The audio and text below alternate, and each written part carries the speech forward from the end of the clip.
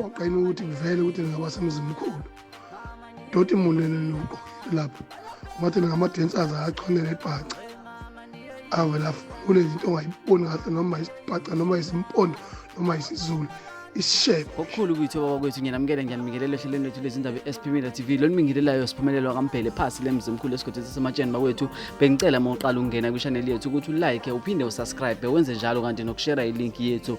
Ungakhohlwa phela ukushaya ibheli ukuze njalo masifaka ama-video ukwazi ukuthi ubone umsebenzi wethu omusha. Bakwethu udaba esilitholayo la sithola ungizwe Mchunu. Umfoko wamacingwana bakwethu uyakhuluma la ukhuluma namabhaca. Inkulumo yakhe uyibhekise emabhaceni bakwethu. Ngicela ukuthi bambe kuma comment bakwethu ngizwe ukuthi nizophawula nithini nina ngalelo daba. Mina bengikuphethe namhlanje bakwethu kusaphelile ngiyabonga. Yaphoqa yini ukuthi kuvele ukuthi ngingaba semzini mkhulu. Doti munene nokugqokile lapha. Ngathi ngama-dancers achonele ibhaca.